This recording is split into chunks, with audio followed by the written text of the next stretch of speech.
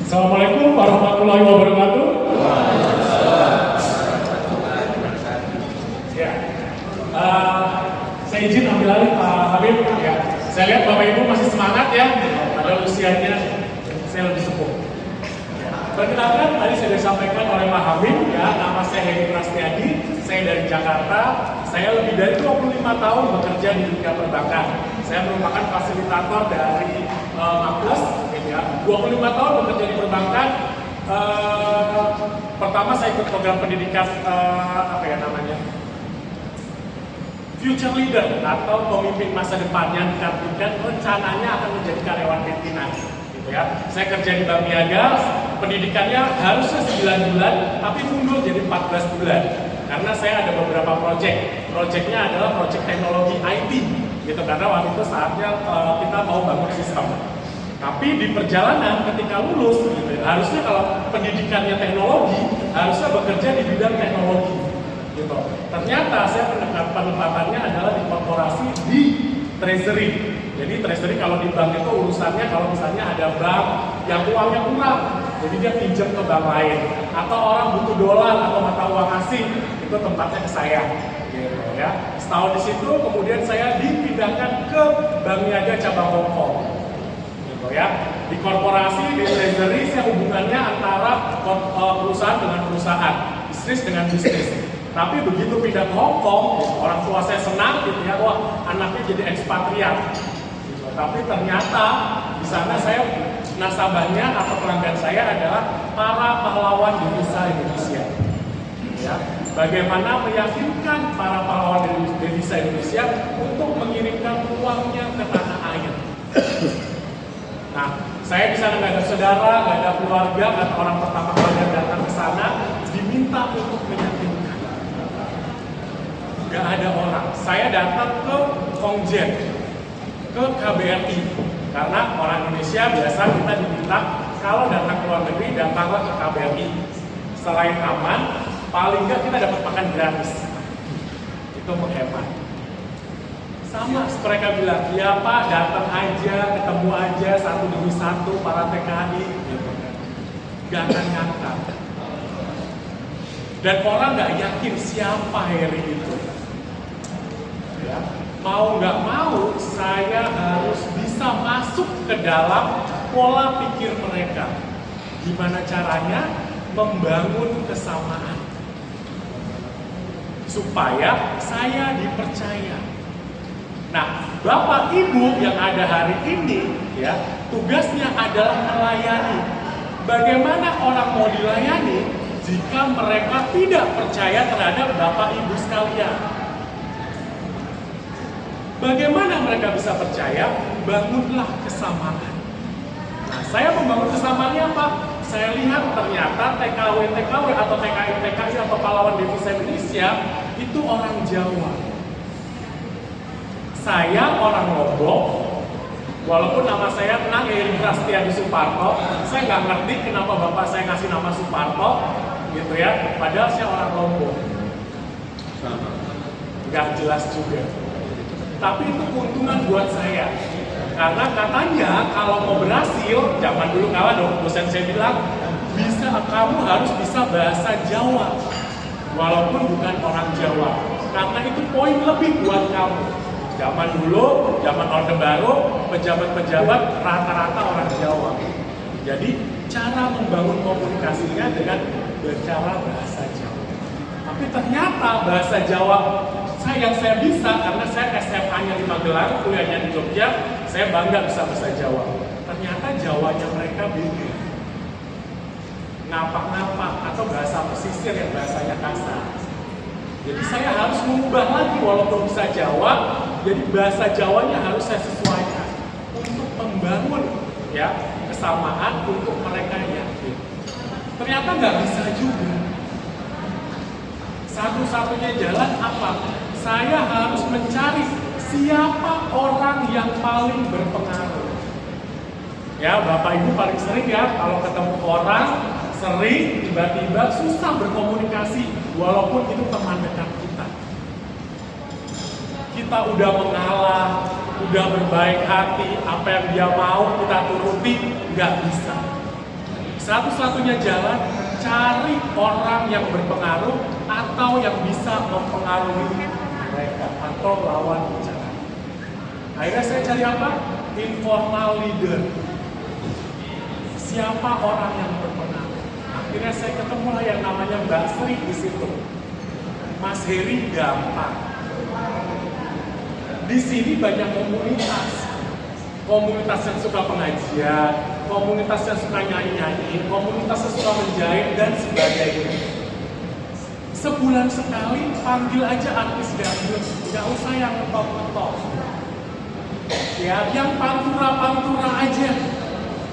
Mereka nggak dibayar, maka nggak apa-apa kok. Yang penting mereka bisa ke Hongkong. Panggil ustaz, nggak usah yang mahal-mahal. Yang penting bisa lucu. Masalah konten belakangan. Saya dikasih clue-nya seperti itu. Ya, mereka nggak butuh konten, yang mereka butuh lucu. Mereka gimana caranya bisa berkumpul, bertemu dengan teman-temannya, kemudian kita bisa menyampaikan apa yang ingin message kita sampaikan. Ya, jadi banyak cara Bapak Ibu bisa berkomunikasi atau membangun komunikasi atau berinteraksi satu dengan yang lainnya. Nah, setelah itu dari Hong Kong saya berhasil pindah balik lagi ke Jakarta, saya pindah ke Citibank. Dari Citibank saya pindah ke di Niaga saya sempat pindah ke Samarinda, kemudian saya sempat menjadi wakil kepala wilayah Bank Niaga yang ada di Ahmad Yani, Makassar. Jadi saya ngerasa 2005 terakhir, setelah berapa? 17 tahun saya kembali lagi ke Makassar. Jadi saya udah lama banget di Makassar, terakhir 2005 sebagai wakil kepala wilayah untuk Bank Niaga. Nah, setelah itu saya pindah ke Permata Bank, saya pindah ke Danamon, saya pindah ke Bank Muamalat Indonesia. Rencananya mau hijrah. Gitu. Saya bertahan 8 tahun, kemudian saya pindah ke Travel Umroh dan Haji MLA Nurlima Wali. Ada yang dengar nggak? Pernah dengar nggak? Di Makassar banyak sih jamaah-jamaahnya. Itu travel umroh haji terbesar di Indonesia saat ini. Setelah itu, 6 Juli tahun kemarin, saya bergabung dengan Markus. Jadi pengalaman saya di perbankan, memang saya kerja di perbankan, tapi bidangnya berbeda-beda. Saya dididik bukan jadi spesialis, tapi menjadi generalis. Nah, bapak-bapak di KUA, gitu ya, walaupun bapak-bapak pekerjaannya adalah spesialis, ya yang namanya penghulu itu kan spesialis, bagian administrasi juga spesialis, ya kepala KUA harusnya lebih lagi, nggak spesialis tapi generalis, ya generalis tapi terbatas di KUA. Maksudnya apa? Dimanapun Bapak Ibu berada, Bapak Ibu harus bisa beradaptasi, harus bisa menyesuaikan diri, harus bisa keluar dari yang namanya zona nyaman. Saya sudah nyaman di Makassar, saya nggak mau dipindah ke pusat, saya nggak mau dipindah ke daerah lain. Nah, Bapak Ibu jangan pernah punya pikiran-pikiran negatif. Karena apa? Karena selain mempengaruhi prestasi atau performa diri sendiri, juga akan mempengaruhi kinerja dari teman-teman yang lain. Nah, hari ini, malam ini, ya kalau tadi dibilang jam 11 sudah ada malam ini ya. Mudah-mudahan insya Allah kita bisa kelar sebelum jam 11 ya, supaya besok pagi intinya Bapak Ibu bisa segar. Ya tadi saya diusahakan ya udahlah Pak Heri perkenalan dulu. Tapi saya ingin ya malam ini Bapak Ibu punya pola pikir yang positif. Bapak Ibu hadir di sini tidak hanya sekedar absen, tidak hanya sekedar memenuhi kewajiban duduk, tidur di hotel, makan, pulang, bawa oleh-oleh. Tapi pastikan dari ini sampai dengan insya Allah hari Jumat, sharing kita, jadi saya tidak akan training, tidak akan memotivasi karena saya bukan motivator seperti yang tadi disampaikan oleh Pak Hamid. Karena takutnya kalau saya tidak motivator, nanti tiba-tiba Bapak Ibu melihat saya butuh motivasi.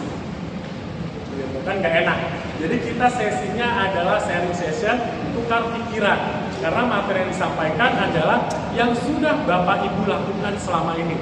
Tinggal kita sama-sama menyusun, menyamakan, lebih menstrukturisasikan saja. Ya. Ada pertanyaan sampai sini? Belum? Lanjut ya. Punya risiko. Ya, resiko tidak bisa kita hindari, tapi bisa kita kurangi. Ya, contohnya seperti ini tadi ya. Kerusakan atau gangguan tidak bisa kita hindari, walaupun kita sudah mempersiapkan dengan sebaik-baiknya. Tinggal bagaimana kita meminimalisirnya. Ya, sama ketika Bapak Ibu akan melayani atau menerima tamu yang datang ke kantor Bapak Ibu tidak bisa memilih. Hanya tamu-tamu yang baik saja yang boleh datang ke aula. Yang galak, yang marah-marah, yang komplain, silahkan ke toko sebelah atau ke kantor sebelah. Jangan ke tempat saya. Ya.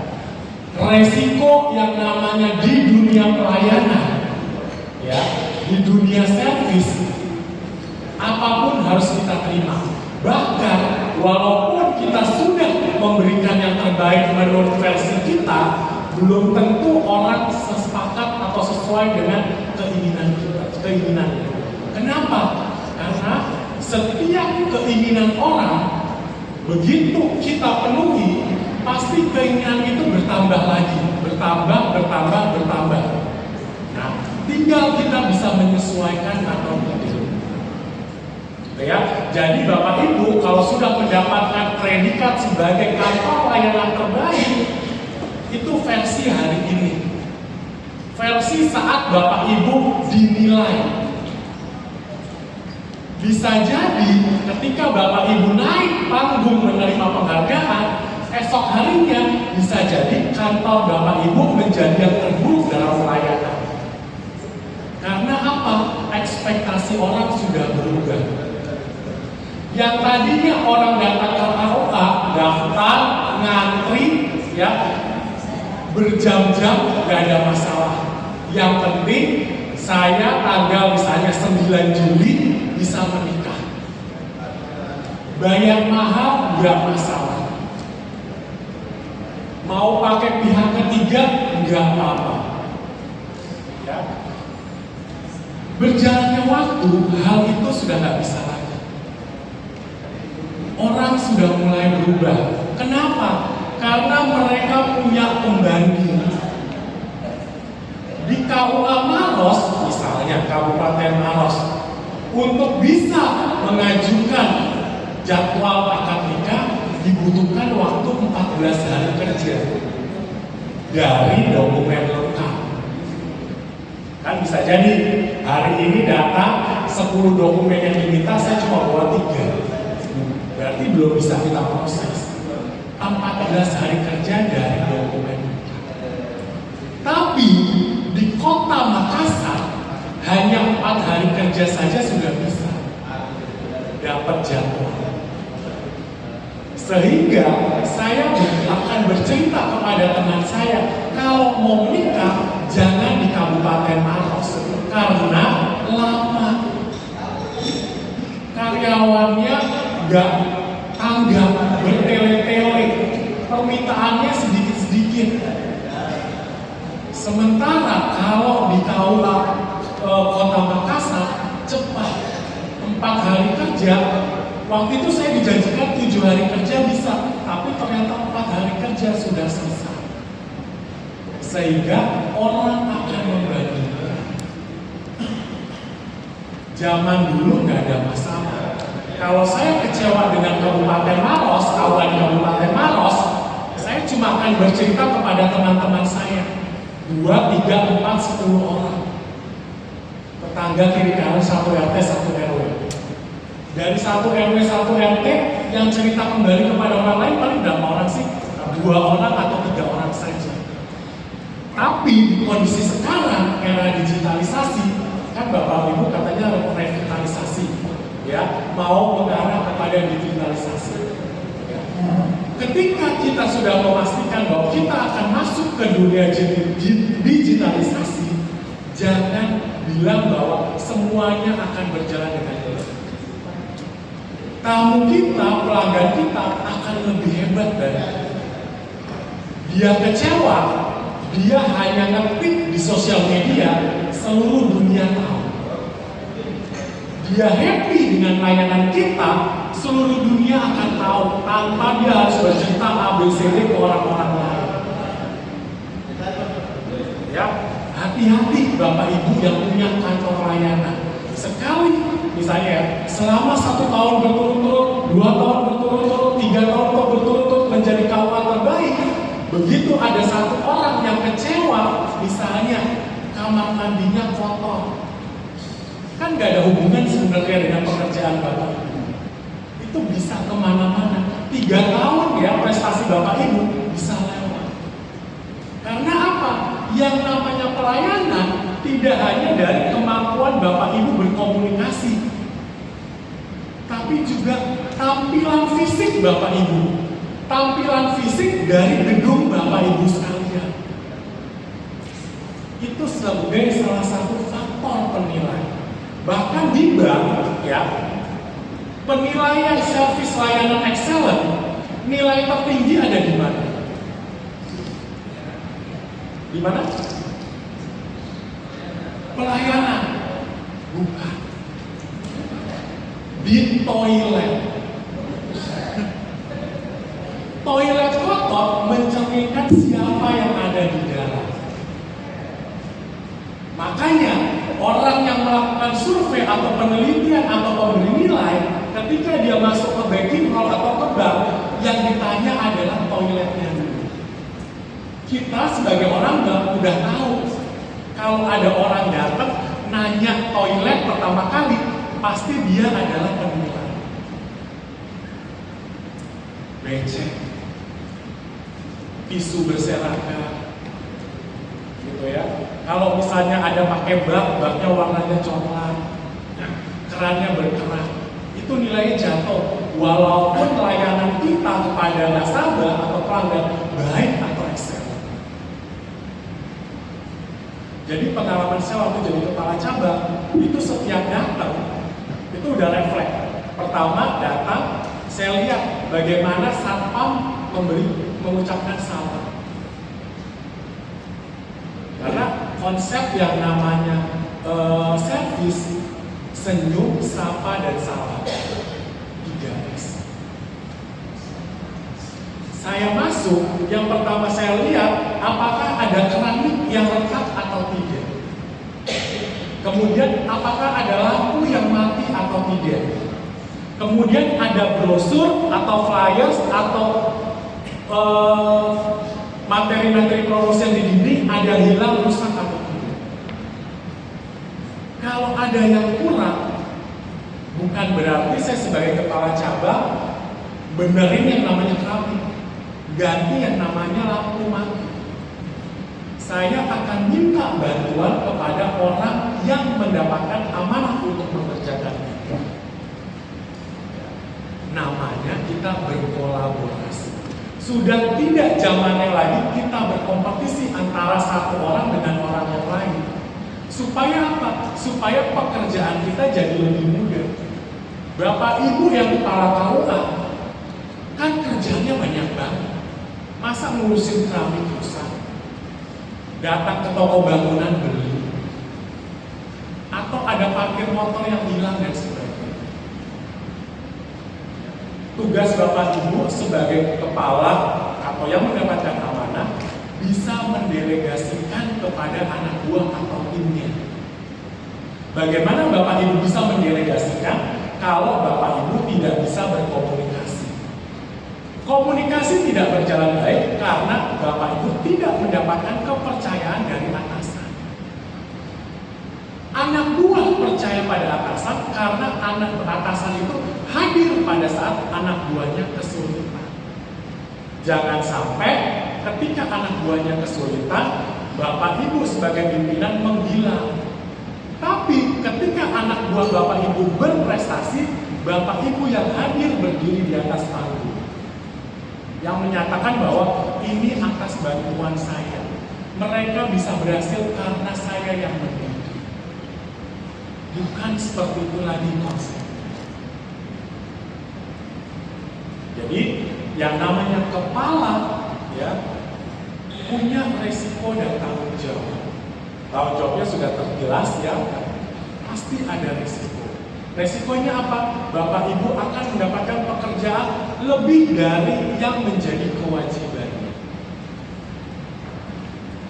Saya tinggal di Jakarta Pusat, tepatnya di Menteng. Ya, di situ banyak rumah-rumah pejabat-pejabat, kedutaan-kedutaan, bahkan mantan presiden, wakil presiden juga ada di situ. Ya. Bulan April kalau nggak salah, saya dapat penunjukan untuk sharing dengan teman-teman KUA. Saya terkaget-kaget. Kenapa?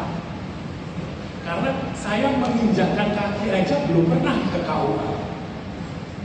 Kenapa? Karena waktu saya menikah, ya, minta bantuan seperti biasa. Kan di Indonesia semua serba bantuan. Karena kenapa minta bantuan?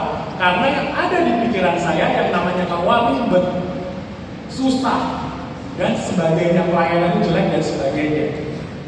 Kenapa saya bisa bilang begitu? Padahal saya belum pernah ke KUA. Karena saya mendengarkan kanan kiri, sehingga terjadilah atau timbullah yang namanya persepsi. Saya nggak tahu, saya menikah 2002 dan baru pertama kali menginjakkan kaki KUA 2022. Berarti 20 tahun selama saya menikah belum pernah menginjakkan ke KUA. Nah, KUA itu cuma beda 2 jalan sama saya. Sering lewat situ, saya nggak tahu kalau di situ ada KUA. Dan KUA itu baru sudah pindah dari 2019. Sebelumnya nebeng di kecamatan.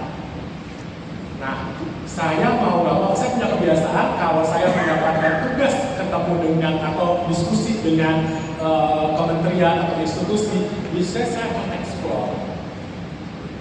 Saya googling, ternyata hari Jumat, kelasnya hari Senin, saya masih punya waktu. Tutup jam 4, berarti setelah sholat Jumat saya bisa datang ke sana. Saya datang ke KUA Menteng, ya, sambil celingak-celinguk. Karena takut nanti ada tetangga yang ngapain nih Heri ke KUA, mau nikah lagi. Saya masuk ketemu dengan Pak Satpam. Ya, Pak Satpam yang nanya, Assalamualaikum, selamat siang Pak, ada yang bisa dibantu? Oh iya, saya Heri mau mendapatkan informasi mengenai tugas dan fungsi KUA. Maksudnya bagaimana Pak? Kata Pak Satpam. Oh iya, saya dari Plus konsultan yang akan digunakan oleh Kemenang khususnya KUA untuk sharing berbiasa. Oh, yang mengenai layanan itu ya Pak, yang mengenai revitalisasi, saya kaget. Pak Satpam kok bisa? Oh iya Pak, silakan Bapak duduk, nanti Bapak akan bertemu dengan kepala KUA-nya. Sebentar ya Pak, saya ke kepala KUA. Keluar lagi kepala Pak Satpam. Pak, mohon maaf, boleh Bapak berkenan untuk menunggu sesaat karena Bapak Kepala KUA masih menerima tamu. Saya tunggu sambil saya lihat sekelilingnya. Oh bagus ya sekarang. Ya di depannya ada Mas sama Mbak front office, saya ngobrol. Gak berapa lama lagi Pak Satpamnya masuk ke kepala, bukan masuk sih, kayaknya ngeliat ke ruangannya kepala KUA. Ternyata masih ada tamunya. Akhirnya Pak Satpamnya, Pak mohon maaf, Bapak Kepala KUA masih ada tamu, apakah Bapak berkenan untuk dibantu oleh petugas kami front office? Itu saya langsung gemeter dan saya kaget. Karena apa? Gak ada di pikiran saya, bahkan orang-orang lain, bahwa Pak Satpam, gak usah Pak Satpamnya deh, KUA sekarang sudah berubah. Dicerminkan bukan petugasnya dulu nih, bukan frontliners, bukan kepala KUA, bukan kepala penghulunya, tapi frontliners, tapi adalah Pak Satpamnya. Akhirnya saya dibantu ketemu dengan Pak front office, sama dia Mas front office-nya diinformasikan, Pak ini ada namanya Pak Heri akan diskusi dengan Pak Kepala KUA, tapi Pak Kepala KUA masih ada tamu, bisa dibantu. Oh iya bisa dibantu. Ya, yang namanya front office kalau di bank itu bukan hanya petugas customer service, tapi mulai dari Pak Satpam, karena beliau adalah orang yang pertama membukakan pintu Beliau adalah sebagai traffic manager, orang yang mengarahkan. Ini mau kemana? Ini mau transaksi apa? Ini keperluannya apa? Jangan-jangan cukup di Pak Satpam saja pertanyaan atau permasalahannya bisa diselesaikan. Kalau Bapak Ibu datang ke Bank Niaga atau ke BCA atau ke beberapa bank, baik Bank Mandiri atau Bapak nggak boleh sebut merek ya, sebut aja Bank Mawar gitu ya, itu pasti akan dicegat oleh Pak Satpam, kan ditanya tujuannya apa. Dan Pak Satpam sudah dibekali informasi dan sekaligus jawaban-jawaban atas pertanyaan-pertanyaan. Sehingga yang namanya BCA dulu sudah antri ya, BCA kan bank capek antri. Gitu ya, BCA benar bank capek antri. Sekarang udah nggak terlalu antri-antri lagi. Baik customer service maupun teller. Karena apa? Ada Pak Satpam yang bisa ya sebagai traffic manager yang bisa mengarahkan kemana orang ini, apakah harus ketemu customer service atau cukup di Pak Satpam atau bisa dilayani oleh mesin ATM atau mesin yang lain. Jadi surprise banget. Walaupun kemarin saya dapat informasi, ya Pak Heri kan di KUA Menteng. Orang Menteng kan begitu, jadi mereka harus siap. Dimanapun kita, mau kita tidak terlihat, yang namanya layanan service itu harus standar. Standarnya bagaimana? Sesuai dengan prosedur yang sudah diberikan oleh kantor pusat. Tinggal bagaimana kita menyesuaikannya dengan situasi dan kondisi di mana Bapak Ibu berada, dengan siapa Bapak Ibu berhadapan. Karena yang namanya prosedur, yang namanya SOP, yang namanya peraturan itu dibuatkan nasional. Harapannya bisa mengcover semuanya. Tapi ada hal-hal yang bisa dijustifikasi atau disesuaikan. Misalnya ketika Bapak Ibu ketemu ya dengan tamu, harusnya kan mempergunakan bahasa Indonesia yang baik dan benar. Harus profesional. Karena kita sebagai garda depan atau representatif atau perwakilan pemenang. Tapi kan ada satu sisi, bisa jadi di sekitar kita masih banyak orang-orang yang usia-usia sepuh susah berkomunikasi dalam bahasa Indonesia. Menulis pun susah. Mau gak mau kita harus menyesuaikan. Tapi tetap sesuai dengan koridor prosedur yang sudah dibuat. Ya, makanya dia bilang dulu kalau Bapak Ibu kita seumuran ya, katanya pengalaman adalah guru yang terbaik. Iya Pak iya. Iya kalau zamannya atau situasinya sama. Kalau situasinya sudah berbeda, pengalaman hanya tambahan saja. Bapak Ibu zaman sebelum pandemi, saat pandemi dan setelah pandemi nanti, endemik ataupun amannya, ya pasti pengalaman itu cuma jadi tambahan saja. Ya, Bapak Ibu harus fleksibel, harus adaptif, bisa menyesuaikan dengan situasi dan kondisi. Ya, contohnya dinosaurus, binatang sebesar itu, segala itu, segala itu yang katanya di film, karena saya juga belum pernah lihat, kan? Punah. Karena apa? Tidak bisa menyesuaikan dengan keadaan. Katanya pada saat itu terjadi gempa, terjadi tsunami, terjadi apa, mereka tidak bisa menyesuaikan. Sementara virus sampai dengan sekarang, bayangkan yang namanya COVID bermutasi. Tujuan bermutasi apa? Supaya dia bisa mempertahankan dunia.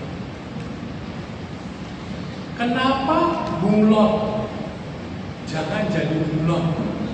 Karena suka gonta-ganti, mencela-mencela, gak punya pendirian. Siapa bilang? Kalau dia tidak melakukan perubahan, tidak menyesuaikan dengan warna kulitnya, dengan di mana dia berpijak, dia akan dimakan oleh predator.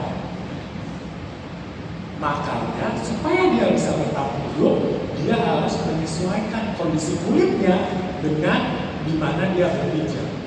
Dia berpijak di mana sih? Kalau cuma daun sama pohon ranting. Makanya warna dominannya kalau nggak coklat, hijau. Nah, Bapak Ibu juga harus siap dimanapun Bapak Ibu berada. Mau di KUA, kecamatan, kabupaten, pusat, wilayah, bahkan nanti masuk kantor pusat, harus bisa adaptif menyesuaikan. Katanya kalau mau sukses harus keluar dari zona nyaman. Secara naluri kita orang untuk berubah adalah takut. Kenapa? Duh, nanti saya bisa menyesuaikan nggak ya? Duh, nanti atasan saya support saya nggak ya? Duh, nanti teman-teman saya ngebully saya nggak? Yang ada di otak kita secara naluri itu negatif, negatif, negatif, dan negatif. Kita nggak pernah melihat positif. Even itu diri kita sendiri. Nah, untuk mengubah ketakutan-ketakutan itu, ya, kata orang motivator atau psikolog, ganti kata-katanya. Jangan keluar dari zona nyaman, tapi menambah zona nyaman Bapak Ibu. Bapak Ibu malam hari ini sebenarnya kan gak nyaman. Harusnya berkumpul dengan keluarga, nonton TV. Ya sekarang badminton ya lagi rame, tapi Bapak Ibu harus hadir di sini. Gak nyaman. Tapi karena Bapak Ibu ini memperluas zona nyaman supaya nanti saya bisa adaptif dengan perubahan, bisa fleksibel, saya hadir di sini. Supaya saya menjadi nyaman dan aman. Aman apa? Ya, aman terhadap perubahan-perubahan. Aman dari permintaan-permintaan yang tidak sesuai. Jangan sampai kita kerja yang ibadah akhirnya menjadi tidak aman gara-gara kita memenuhi keinginan orang yang menurut kita tidak bisa diakomodir. Seringnya Bapak Ibu zaman dulu customer atau pelanggan adalah raja. Ya nggak zaman SD. Apa yang diminta oleh raja harus dipenuhi, nggak ada alasan. Sehingga walaupun kita berdarah-darah, yang penting Bapak senang. Kenapa? Karena kita memposisikan diri kita di bawah dari lawan bicara kita, pelanggan kita, atau atasan kita. Dalam berkomunikasi, gayanya kita atau posisi kita harus setara atau seimbang. Kalau kita berada di atas, sementara lawan kita posisikan di bawah, kita akan egois. Ya. Apapun yang disampaikan oleh lawan bicara kita salah. Apapun yang kita utarakan kepada orang lain harus dituruti dan harus benar. Sebaliknya kalau di bawah, ya kayak tadi, pelanggan adalah raja. Yang ada kita ketakutan. Ketika nasabah komplain, ya udahlah yang penting tenang aja, yang penting nggak bikin rame, dia maunya apa kita layani. Walaupun kita tahu kita nggak bisa melayani itu, ataupun kita tahu itu salah atau tidak sesuai dengan prosedur. Makanya kita harus komunikasinya dalam posisi yang seimbang. Ciptakan komunikasi yang tidak membuat orang sakit hati, atau sering disebut dengan asertif komunikasi. Komunikasi asertif adalah komunikasi yang membuat orang tidak sakit hati, mau mengikuti apa yang kita inginkan. Ya, namanya diskusi walaupun kita equal sama, tapi kita harus menjadi pemimpin. Karena apa? Kan kita pengen apa ide-ide kita atau solusi kita diterima oleh mereka dalam bentuk komitmen. Kalau kita nggak bisa memimpin yang namanya diskusi, kita akan kalah atau terlibat. Ya. Di dunia kerja ini, ya selalu pada bilang bahwa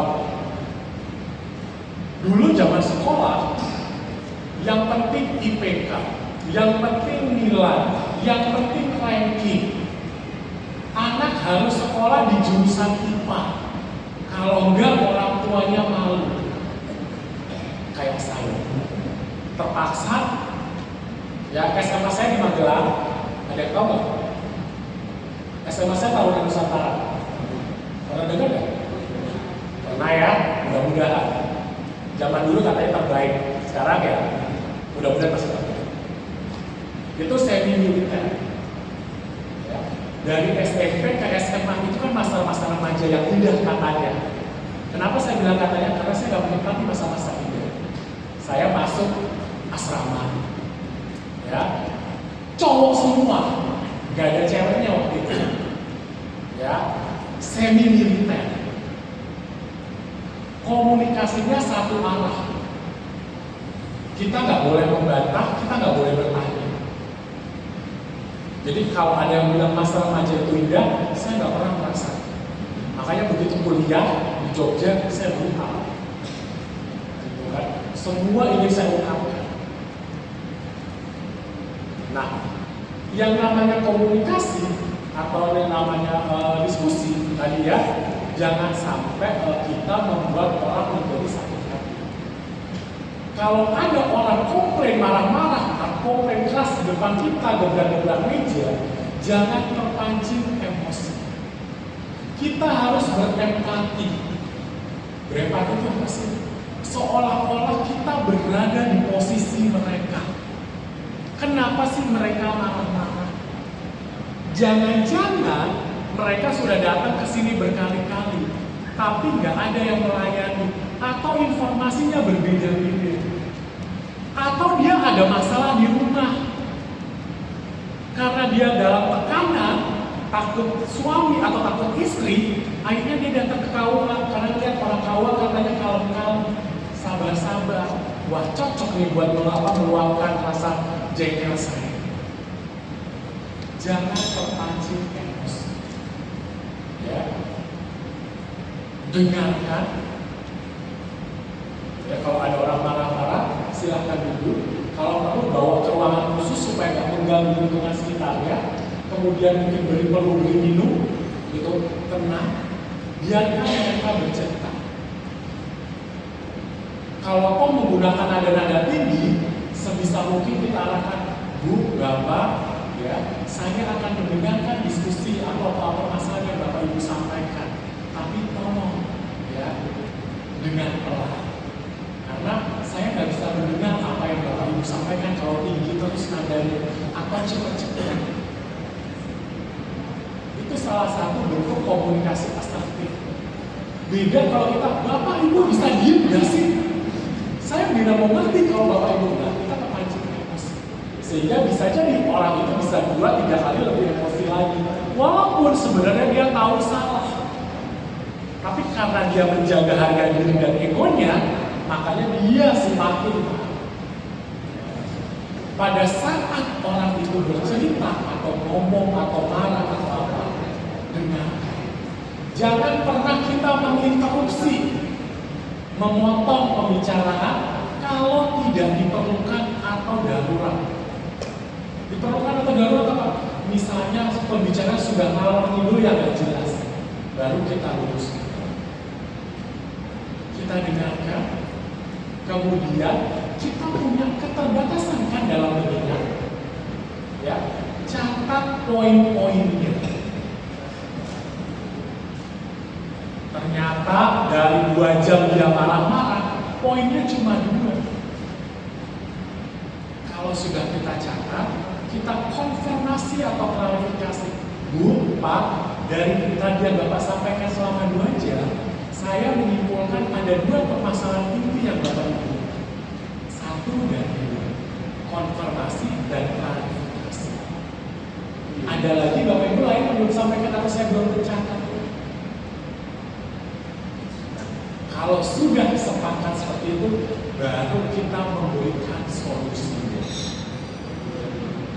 Ya, kalau kita interupsi atau memotong atau ikut marah-marah, kita nggak bisa tahu permasalahannya. Bisa jadi itu bukan masalahnya. Ya, kalau perlu kita tanya, kita tanya.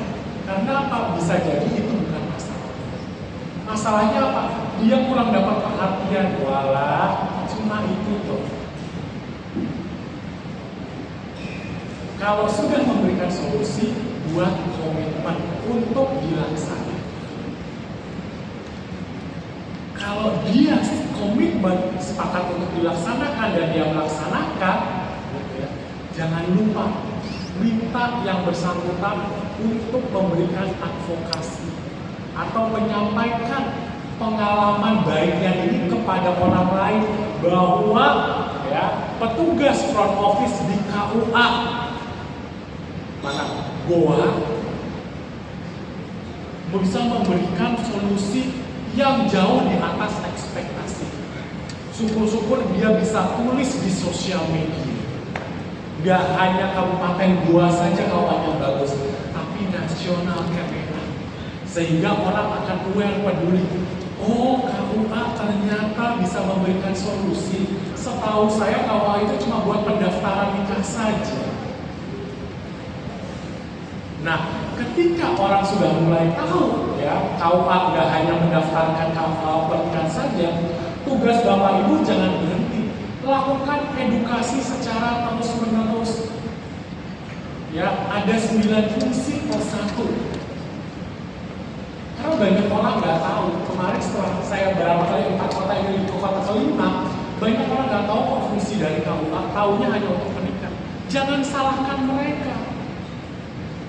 Introspeksi diri kita, apa yang sudah kita lakukan kepada masyarakat. Saya sudah sosialisasi nggak cukup sekali, berkali-kali. Bahkan waktu saya di bank, saya mengumpulkan orang dalam jumlah yang kecil, mini gathering kita bilangnya, 5-10 orang. Karena kenapa? Kalau saya undang 20-50 orang, nggak nyampe pesannya. Kalau misalnya 5-10 orang, kita bisa berinteraksi, komunikasinya 2 arah. Sehingga kita tahu apa sih sebenarnya yang terjadi di lapangan. Kenapa saya pengen sharing di sini? Karena materi ini dibuat, kan nggak semua informasi kita dapat. Saya di Jawa Timur, di Jawa Tengah, ya kemarin di Bali, beda-beda kasusnya. Beda-beda cara penanganan. Nah, ini kesimpulan-kesimpulan dari beberapa kota sebelumnya. Bisa jadi di Makassar permasalahannya lebih banyak. Bisa jadi permasalahan banyak tapi tidak terungkap. Ya, jadi intinya buat Bapak Ibu dalam memberikan layanan, Bapak Ibu harus bisa meyakinkan. Meyakinkan apa? 1, meyakinkan diri sendiri bahwa Bapak Ibu bisa memberi solusi kepada orang lain. Dengan cara apa? Mendengarkan. Secara naluri, orang itu nggak suka mendengarkan. Sukanya didengarkan. Makanya ego kita yang naik. Makanya kenapa kita pengennya jadi raja. Besok pada saat aktivitas kita akan lihat, Bapak Ibu sudah yakin nggak terhadap diri sendiri sebelum meyakinkan orang dari cara berbicara atau ucapan yang. Nah, cara dari kita berkomunikasi sebenarnya faktor utamanya bukan dari apa yang kita ucapkan, tapi dari apa? Gerak tubuh kita. Ya, namanya komunikasi ada verbal, ada non-verbal. Yang namanya verbal, ya, bisa lisan maupun tulisan. Kalau non-verbal itu gerak tubuh. Ternyata di atas 70% tingkat keberhasilan komunikasi itu dari gerak tubuh. Apakah orang merespon? Apakah dia ngantuk? Apakah tangannya bergerak ke kanan kiri, alisan naik turun? Ya, itu sangat mempengaruhi. Kemudian baru intonasi, artikulasi, kecepatan berbicara, penekanan berbicara. Terakhir, konten yang kita sampaikan. Bapak Ibu, ini produk-produk Orde Baru kan ya? Ingat waktu Menteri Pak Jaman siapa? Menteri Seknek Pak Mudiono. Ya, kalau kita dengarkan beliau pidato atau menyampaikan sesuatu, yang ada kan kita ngantuk. Iya Pak. Karena bicaranya datar, bicaranya lambat. Kayaknya dipikirin dulu untuk mengungkapkan satu kata atau satu kalimat. Ternyata pada waktu saya SMP sempat bertemu dengan beliau gitu. Gak begitu kalau kita bertemu offline atau tidak pada saat siaran. Ternyata beliau menggunakan gaya seperti itu karena jangan sampai apa yang keluar dari mulutnya salah mengucapkan. Kalau zaman dulu salah mengucapkan, istrinya langsung jadi janda ya, karena suaminya langsung bilang. Nah, berbeda dengan Pak Handoko. Pak Handoko juga membentengi dirinya atau menjaga dirinya sama seperti Pak Murdiono supaya tidak salah-salah kata, salah-salah mengucapkan apa yang beliau sampaikan menurut petunjuk Bapak Presiden. Masih ingat? Ya. Jadi apa yang disampaikan oleh beliau pasti sudah konsultasi atau atas menurut petunjuk Bapak Presiden. Jadi kalau beliau salah, yang salah bukan beliau. Jadi yang salah, ya. Jadi gaya komunikasi. Besok insya Allah kita akan belajar mengenai gaya komunikasi. Bagaimana kita menyesuaikan karena Bapak A, B, C, D gaya komunikasinya berbeda. Apakah gaya komunikasinya bisa berubah-berubah? Bisa. Tapi setiap orang pasti dominan. Ada dominannya. Apakah dia sebagai emotif, ataukah dia senangnya instruksi, senangnya hanya menginstruksi aja, atau reflektif, atau yang lainnya. Itu kita akan pelajari esok insya Allah. Ya. Jadi gaya komunikasi, karena kita nggak bisa sepakat ya bahwa yang datang ke KUA kita nggak bisa milih. Semua harus kita terima. Ya, ini slide-nya nggak bergerak, gitu ya. Nah, Bapak Ibu untuk berpikiran positif, ya, pola pikirnya harus diubah, ya, harus positif. Apapun alasannya, Bapak Ibu punya masalah di rumah, jangan pernah masalah di rumah dibawa ke kantor dan masalah kantor dibawa ke rumah. Kasihan keluarga, ya, sudah seharian menunggu kehadiran Bapak Ibu di rumah, kok pulang-pulang bawa masalah. Selesaikan secara adat istiadat di masing-masing. Ya, cintai yang namanya pekerjaan Bapak Ibu. Gak ada kan yang maksa Bapak Ibu untuk bekerja di sini. Ya, semua pilihan. Kita terlahir di dunia ini, ya, punya namanya talenta. Nah, talenta itu ada yang paham sehingga dia mengasahnya, sehingga dia sukses di talenta tersebut. Ada juga punya talenta tapi tidak tahu, orang lain yang melihat talentanya, kemudian diasah dan jadi. Ada juga orang yang tidak punya talenta tapi dia mau belajar, akhirnya jadi. Nah, orang yang punya talenta tapi tidak mau mengasah, ya, tidak mau belajar tidak mau terus-terus, ya mohon maaf. Saya bisa berdiri di sini bukan karena saya punya talenta. Uang zaman SMP, saya suruh jadi dirjen ya, paduan suara, waktu penataran P4, yang ada ngomong SMP loh kelas 1. Saya juga ngerti dari zaman SD, kenapa disuruh jadi ketua kelas, kelompok lebih pramuka, SMP jadi suruh jadi pengurus OSIS dan sebagainya. Ternyata orang lain melihat, saya nggak bisa melihat. Nah, Bapak Ibu bagaimana menilai diri sendiri? Jangan-jangan Bapak Ibu punya talenta besar, tapi Bapak Ibu tenggelam. Bapak Ibu takut mengasah talenta Bapak Ibu. Nah, orang lain melihat saya mau belajar, akhirnya saya kebablasan, nggak bisa hidup. Dulu sebelah saya walaupun kenal, kalau dia nggak ngajak ngobrol, saya nggak mau ngobrol. Karena apa? Ego. Yang saya lihat apa? Sekolah dia gimana? Ranking apa? Yang ada saya selalu mendiskreditkan atau menjelek-jelekan orang karena saya merasa di atas. Sekarang saya nggak bisa. Saya harus kuat. Karena apa? Bisa jadi tuh ya, karena saya juga belajar dari Pak Office Boy di kantor. Bisa jadi beliau lah yang menyelamatkan saya atau menjadikan saya naik jabatan ke posisi berikutnya. Kenapa? Karena ternyata atasan saya tanya masing-masing performance anak buahnya kepada siapa? Kepada Pak Office Boy. Karena atasan saya punya prinsip bahwa ada lebih baik daripada prestasi. Bagaimana karyawan-karyawan atau anak buahnya memperlakukan si office boy tersebut. Jadi nilai prestasi ada 4 orang kan sama, harus dilihat nilai lebihnya apa selain prestasi. Ada faktor X, dia mencari tahu kemana, ke level yang paling.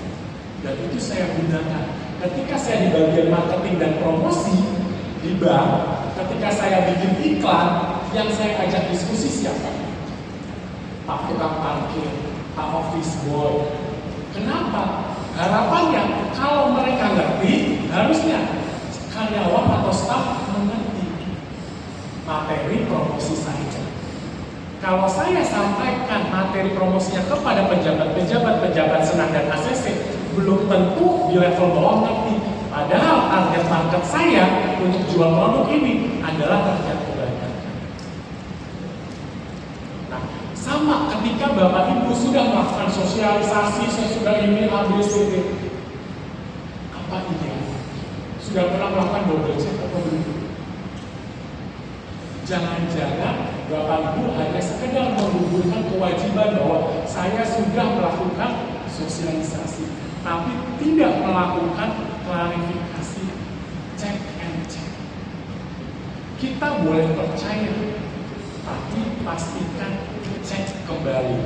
Saya belajar di Balaskin, ya. Trust but verify. Kita boleh percaya kepada siapapun, tapi harus verifikasi. Ya, Bapak Ibu boleh percaya pada anak buah, harus percaya sama anak buah, tapi verifikasi. Kalau di kantor saya bilang, Pak saya nggak percaya sama Bapak Muslim, itu juga. Percaya cuma sama Tuhan. Ya, nah,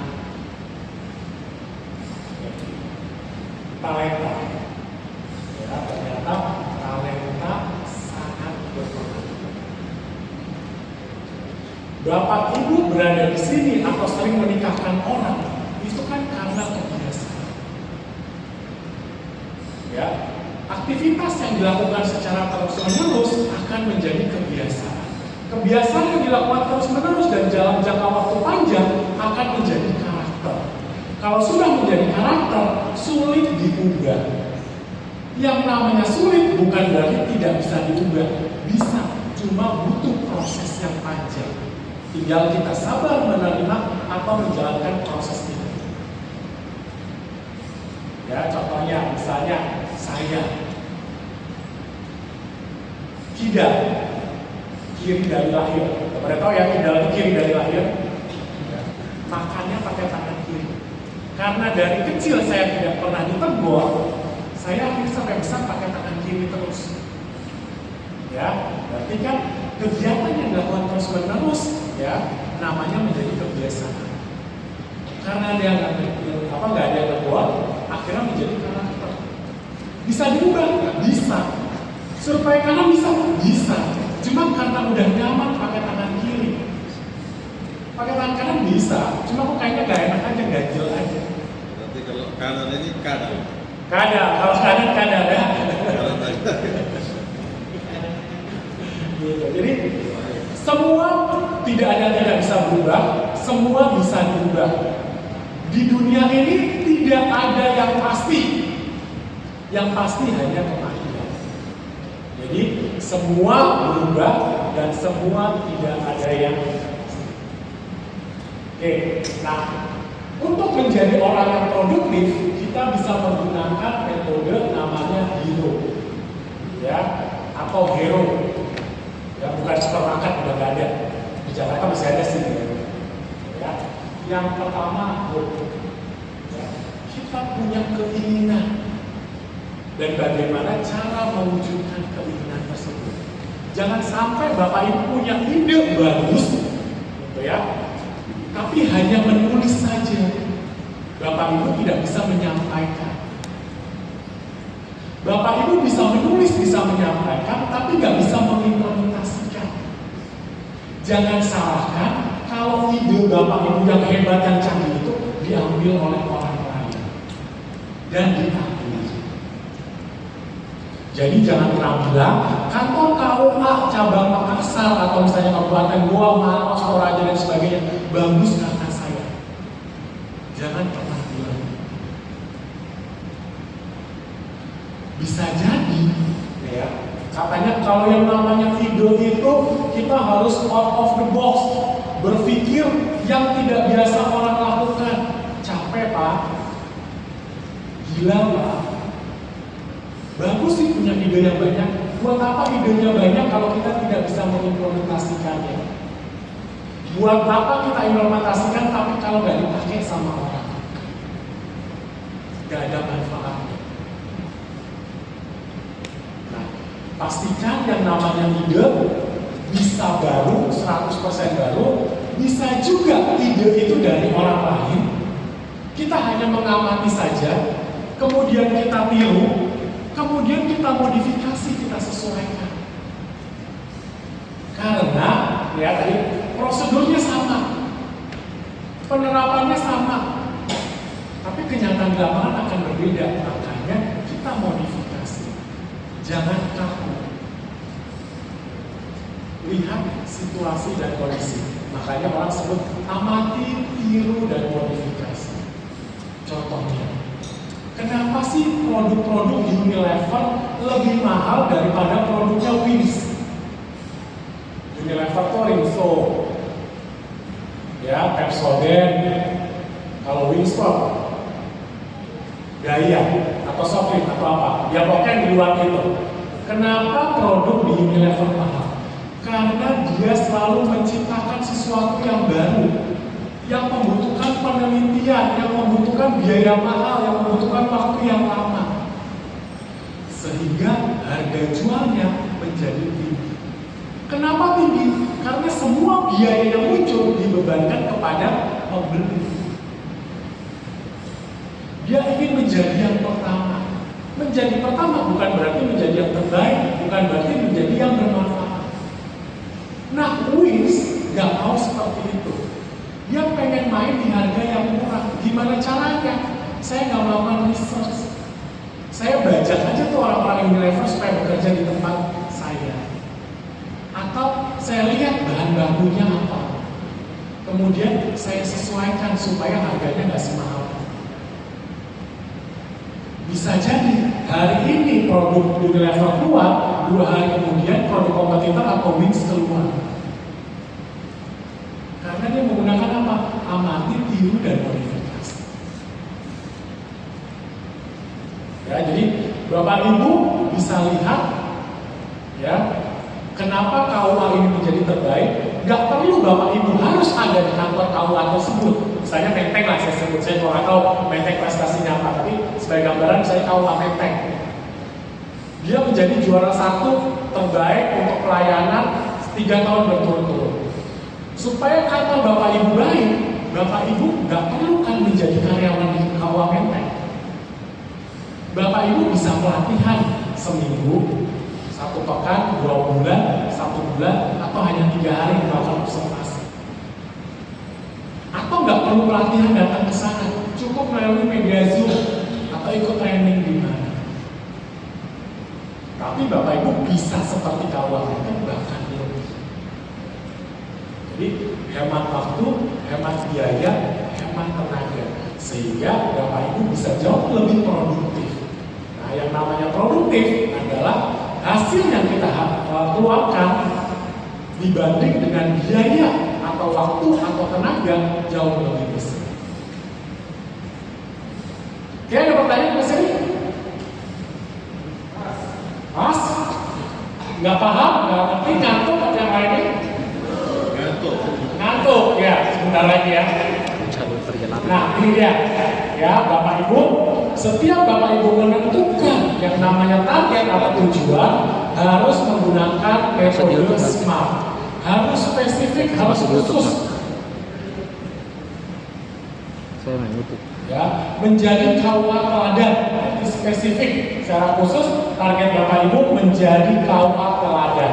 Kemudian harus dapat diukur. Khusus ini Ya, setelah itu harus bisa dicapai, pastikan. Setiap target pasti kita pengennya lebih, cuma harus realistis dan fleksibel. Lihat kemampuan di tim Bapak Ibu. Jangan-jangan Bapak Ibu pengen jadi nomor 1, tapi sebenarnya sumber dayanya nggak ada, budgetnya nggak ada. Walaupun kata orang, semakin sedikit budget kita akan semakin kreatif. Balik lagi, ya harus realistis dan fleksibel. Ya. Kemudian harus juga sesuai dengan target manajemen. Ya harus relevan. Target tahun ini adalah layanan, bukan yang lain. Dan pastikan ada target waktunya. Setiap target harus ada batas waktunya. Melebihi dari batas waktu ditetapkan, kan? Berarti sudah tidak mencapai target. Ya, kita sudah. Ya. Kemudian membangun kepercayaan diri. Ya, bagaimana Bapak Ibu bisa membangun kepercayaan diri, walaupun Bapak Ibu gagal. Ya, Bapak Ibu punya motivasi untuk bangkit kembali dari kegagalan. Karena yang bisa membangkitkan sendiri adalah Bapak Ibu. Ya, Bapak Ibu konsultasi mau sama RI 1, mau sama ulama besar, mau sama psikolog, tapi kalau motivasi tidak dari diri sendiri, itu tidak akan terjadi. Gitu ya. Makanya saya nggak mau sebut motivator. Ya. Gitu. Nah, bisa jadi ya semangat Bapak Ibu itu dari institusi baru Bapak bergerak, atau sebaliknya semangatnya dari Bapak Ibu dulu baru tertular kepada institusi. Ya, kemudian resiliensi, adaptif, ya mampu menyesuaikan. Nah, kemudian optimis, ya Bapak Ibu berada di sini. Saya yakin Bapak Ibu adalah orang-orang optimis. Kenapa? Karena Bapak Ibu berada di sini karena Bapak Ibu sudah melampaui masa lalu dan siap menghadapi masa depan Bapak Ibu sekalian dengan membawa KUA menjadi yang terbaik.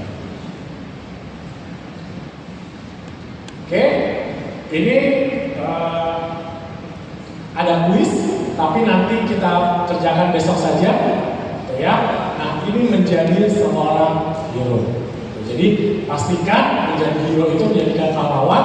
Bagaimana Bapak Ibu tahu, ya, menciptakan perubahan tidak hanya sekedar berubah, tapi Bapak Ibu siap menjalankan proses. Menjalankan proses itu harus punya kesabaran yang tinggi. Nah, dari saya untuk hari ini kita cukupkan sekian. Supaya besok pagi jam 8 insya Allah kita bisa bertemu dengan lebih segar lagi. Dari saya cukup sekian, terima kasih. Assalamualaikum warahmatullahi wabarakatuh.